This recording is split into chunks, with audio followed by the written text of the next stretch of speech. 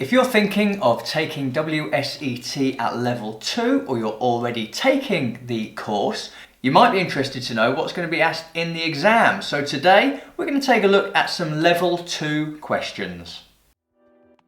Hello and welcome to the Grape Explorer, where we celebrate the world of wine. On this channel we do wine education, product reviews and lots of tastings. So if you're interested in wine, consider subscribing. I've covered off the specifics around the course in another video. Today we're just going to take a look at the exam questions, and you really need to know this book back to front, upside down, forwards to backwards to be able to take the exam. There are 50 questions in the exam. Now the pass rate at WSET Level 2 is 55% for a pass. That means you need to get 28 questions correct. However, if you like to reach for the stars a little more, you will get a pass with merit at 75% and you will get a pass with distinction at 85%. 85% for a distinction, meaning you need to get 43 of those questions correct. So before I come on to some specific examples of the questions, I thought it'd be a good idea to take you through how the exam is marked against each of the categories that WSET Level 2 covers. So you need to be able to demonstrate a basic understanding of the factors that influence wine style, and there'll be 6 marks for that. Being able to describe the characteristics of the principal grape varietals used in wine production is going to give you 19 marks. Describing the style and quality of both still wines from regionally important grape varietals and other regional named wines will give you 10 marks. Being able to outline the methods used in the production of sparkling wines and describing the styles will give you 4 marks. Being able to outline the method used in the sweet and fortified wines will also give you 4 marks. Outlining the key principles and methods in international spirits will also give you 4 marks. And then finally, demonstrating an understanding of the process and principles involved in the storage, selection and service of wine will give you 3 marks. So as you can see, in order to be able to gain a distinction or a merit pass, those higher passes of 75% and 85%, you are really going to need to know a bit of everything. Now, I'm not covering off spirits particularly during this video. That's partly because spirits are actually going to be dropping off WSET Level 2 later this year. But also the questions around the spirits are quite basic. It might be something along the lines of what is the base component in rum, and you're going to need to be able to know this, and the book covers all of this off. Now today I want to focus on the wine related questions and to give you an idea of what the sort of thing you might be able to expect and how you might want to approach those questions as they're asked in the exam. Now, if you've watched my WSET Level 1 video, you'll see that I take quite a specific approach to a multiple choice exam. What I tend to do is I go through the exam and read through all the questions first, not answering any immediately. I'll go through all 50, which is what I did at Level 2. I went through all 50 questions. Then I went through it for a second time, marking off the ones that I absolutely knew first time round, to give myself that additional time to go through those final questions where perhaps I wasn't sure on that first run through. That approach really worked for me. I did a video on my wine education. I was able to get a distinction when it came to WSET Level 2. Really delighted with that score, of course. And that approach to that questioning for me really helped. It helped me evaluate what I knew and then what I really had that time to focus on. You do get 60 minutes for the exam. So let's take a look at one of the example questions you can expect to get at Level 2. Which grape variety is considered to produce high quality white wines in both Germany and Australia? The choices here being Merlot, Semillon, Shiraz and Riesling. Now, what I find when you do these types of questions is 2 answers are immediately incorrect. They can be discounted quite quickly. And because you go through the white grape varietals and the black grape varietals in some detail during this particular course, you're going to be able to eliminate a couple of these wines immediately. So Merlot and Shiraz are red wine grapes and are therefore irrelevant to the question. Now focusing on those white wines. And here it's going to come down to what do you recall from the examination around whether it's Semillon or Riesling. Now through the course you'll be learning that Germany and Australia produce Riesling, Semillon. Yes, it's found in Australia, but actually it's found in France. And that's what the book covers off. So the correct answer here would be Riesling. So let's move on to another example, which is all around grapes that are being grown in the vineyard. What is more likely to be truer of warmer climate wines? They will have higher alcohol and less acidity.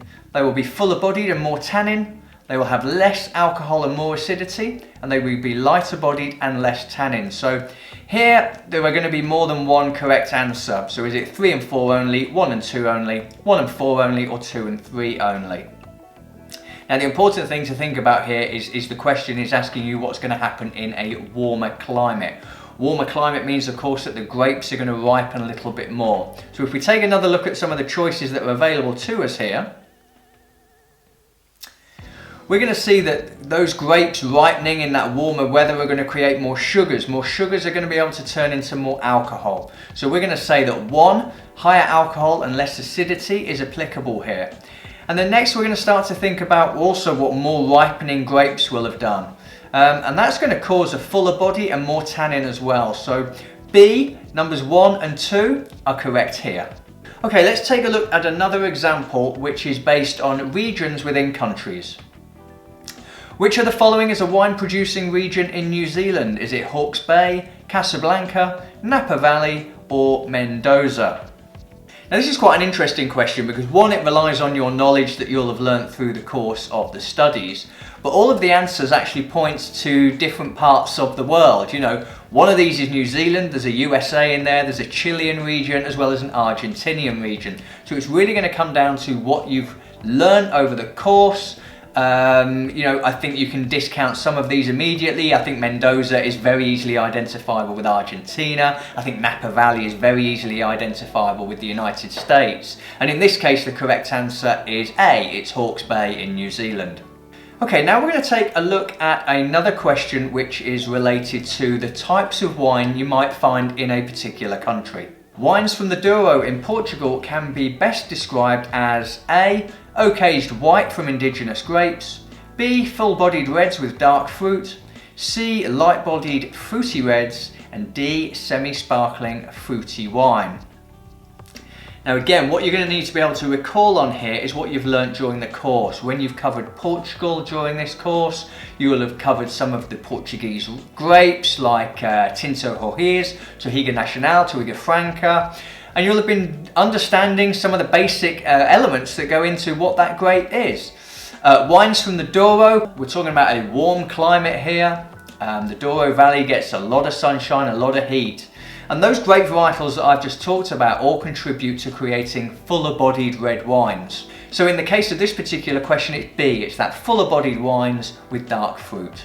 The next question is all about German wine and specifically the sweet wines that come from Germany. And this is a really good one because it tests your knowledge through the course, but also this starts to get a little bit more technical with some of the language that you're going to see in the question. Which of the following is the sweetest of the German styles? Is it Trockenbeer and Auslese, Beer and Auslese, Auslese, or Spätlese? I think the challenge with this one is what you remember from the course. If you're able to translate the German into English, if you're taking the course in English, that's going to help you.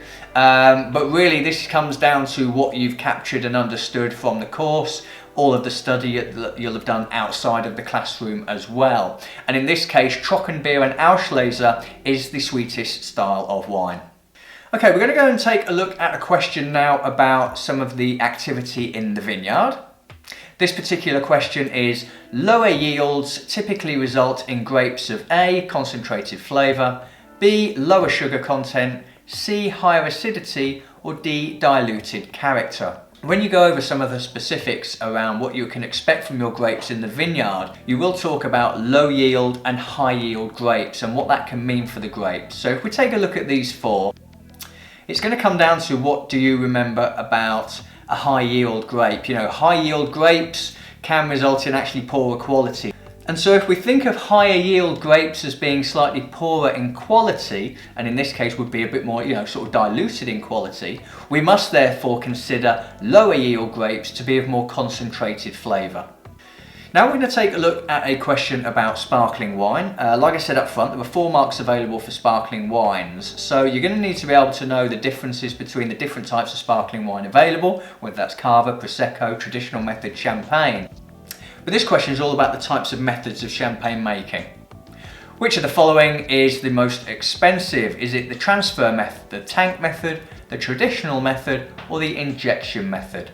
So in the case of this one, this is about eliminating those cheaper methods. Injection method, injecting carbon dioxide into wine, is the cheapest method.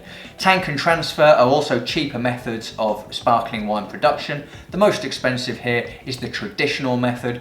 Now we're going to take a look at a technical question around grape growing. Between which latitudes, north and south, would you find most winemaking regions? Is it A, 20 and 40 degrees, B, 10 and 20 degrees, C, 30 and 50 degrees, and D, 40 and 60 degrees?